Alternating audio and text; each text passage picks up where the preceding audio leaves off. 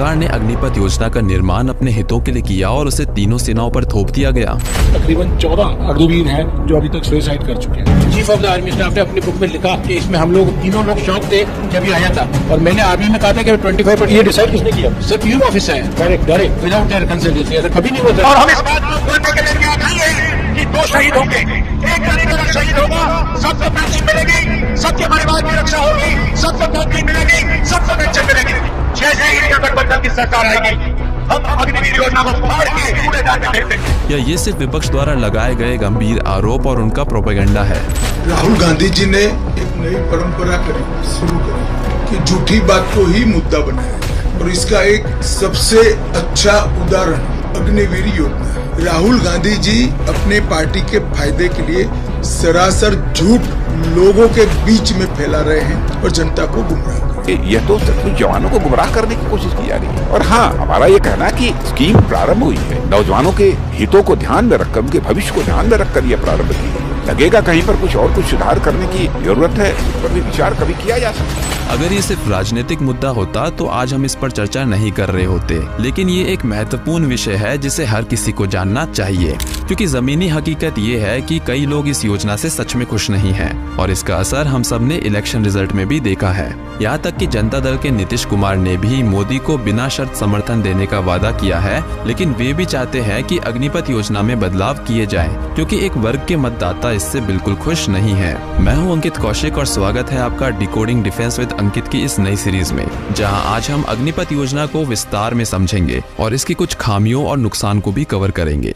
What is Agnipath scheme? Agnipath योजना क्या है? अग्निपथ योजना एक pan India merit based recruitment scheme है जिसे जून 2022 में लॉन्च किया गया था। इस योजना के तहत 17.5 से 21 साल के युवा भारतीय नागरिकों को 4 साल के लिए सेना, नौसेना और भारतीय वायुसेना में सेवा देने का अवसर मिलता है। अग्निपथ योजना का मुख्य उद्देश्य सेना की औसत आयु को कम करना और युवा ऊर्जा का सही उपयोग करना है। 4 साल की सेवा के बाद केवल 25% अग्निवीर को स्थायी रूप से सेना में शामिल किया जाएगा, वहीं बाकी 75% अग्निवीर को एक आकर्षक पैकेज के साथ रिलीज किया जाएगा, जिसमें सेवा निधि पैकेज और एक निश्चित राशि शामिल है। इसके अतिरिक्त उन्हें कुछ और सुविधाएं और कैरियर के अवसर भी दिए जाएंगे, जैसे सीआरपीएफ, सीआईएसएफ और बीएसएफ जैसी सभी सीएपीएफ और पैरामिलिट्री फोर्सेज में 10% आरक्षण, इंडियन रेलवे समेत बाकी गवर्नमेंट ऑर्गेनाइजेशंस में 15% रिजर्वेशन और स्टेट पुलिस रिक्रूटमेंट में फिजिकल टेस्ट और एज लिमिट में भी रिलैक्सेशन दिया जाएगा।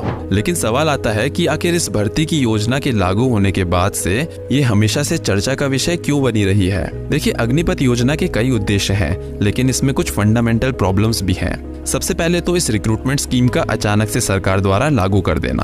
अगर हम समय में पीछे जाएं तो 2019 से कोई भी भर्ती नहीं हुई थी, और जो भर्ती प्रक्रिया शुरू भी की गई थी तो उसे पूरा नहीं किया गया था। किसी में रिटन एग्जामिनेशंस के रिजल्ट डिक्लेयर नहीं किए गए थे, वहीं किसी में मेरिट लिस्ट डिक्लेयर नहीं की गई थी। और ऐसा करने के पीछे मेन रीजन था कोविड-19 पेंडेमिक। लेकिन लॉकडाउन हटने के बाद भी इस भर्ती प्रक्रिया को दोबारा से चालू नहीं किया गया, और इसी तरह 2020 और 2021 में कोई भी भर्ती रैली या लिखित परीक्षा आयोजित नहीं की गई।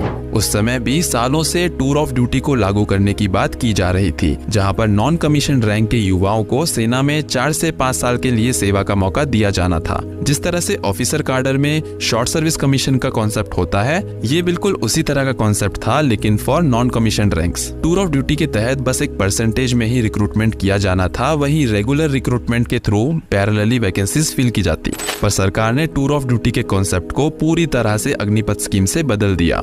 इस रिक्रूटमेंट स्कीम को इतनी जल्दबाजी में इम्प्लीमेंट किया गया था, जिसके चलते आम लोगों के बीच इतना ज्यादा कंफ्यूजन क्रिएट हो गया कि एमओडी को एक प्रेस कॉन्फ्रेंस कंडक्ट करके सभी के डाउट्स को क्लियर करना पड़ा। देखिए, ये कहना तो थोड़ा मुश्किल होगा कि इसे तीनों सेनाओं पर सरकार द्वारा जबरदस्ती थोपा गया है या उनके साथ विस्तार में चर्चा करने के बाद ही इस योजना को लागू किया गया है। पर एक बात मैं आपको जरूर बता दूं कि हमारे तीनों ही डिफेंस फोर्सेज ने इस बात का पूरा ध्यान रखा है कि इस योजना से आने वाले अग्निवीर को किसी भी तरह का भेदभाव ना झेलना पड़े। कमांड लेवल से लेकर यूनिट लेवल तक अग्निवीर के लिए काफी काम किया गया है और प्रॉपर एसओपीज भी सेट किए गए हैं। पर सिविल वर्ल्ड में ऐसा नहीं हो रहा है, खासकर नॉर्थ इंडिया में, जहां पहले फौज ज्वाइन करने पर एक लड़का मैरिज मार्केट में एक आइडल कैंडिडेट के तौर पर देखा जाता था, वहीं आज एक अग्निवीर की कोई वैल्यू नहीं है। फिर हरियाणा में जो रेशो है ना, लेडीज और जेंट्स का रेशो कम है, तो उसकी शादी का इशू आ जाता है। 4 साल में वो रिटायर आ जाता है, शादी का इशू तो खड़ा ही रह गया। अग्निवीर का रिश्ता नहीं होगा,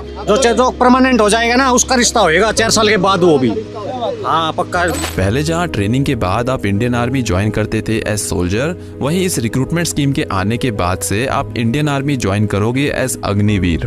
और दोनों के पे स्केल, लीव्स और टर्म्स एंड कंडीशंस में काफी डिफरेंसेस हैं।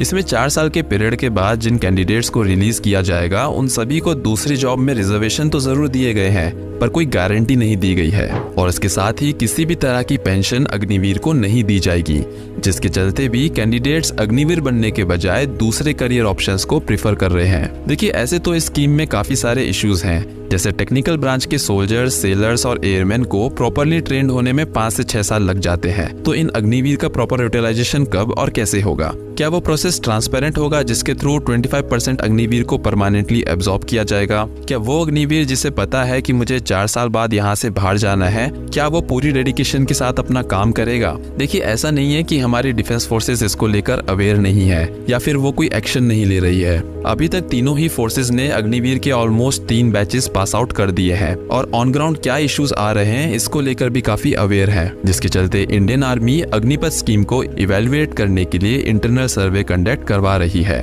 इस इंटरनल सर्वे का मेन पर्पस है इस स्कीम में एडजस्टमेंट्स करना, ताकि इसको लॉन्ग टर्म में सक्सेसफुल बनाया जा सके। एक इंटरनल रिपोर्ट के अकॉर्डिंग इस सर्वे का मेन ऑब्जेक्टिव है अग्निवीर की परफॉर्मेंस एवेलुएट करना, ट्रेनिंग गैप्स को आइडेंटिफाई करना, अग्निवीर्स और उनके कमांडर्स से फीडबैक लेना और रिटेंशन एंड ट्रांजिशन को असेस करना। देखिए, ये तो साफ है कि सरकार को ये रियलाइज हो गया है कि अग्निपथ योजना भले ही अच्छे के लिए लाई गई हो, पर ग्राउंड रियलिटी ये है कि इसे लोगों द्वारा एक्सेप्टेंस नहीं मिला है, जिसका इम्पैक्ट हमें चुनाव परिणामों में भी दिखाई दिया। और अब काफी ज्यादा चांसेस है कि इस योजना को या तो पूरी तरह से हटा दिया जाएगा या फिर इसमें काफी बड़े बदलाव किए जाएंगे। तो दोस्तों, ये थी अग्निपथ योजना की पूरी कहानी। अगर आपको मेरा काम पसंद आया तो आप मुझे इंस्टाग्राम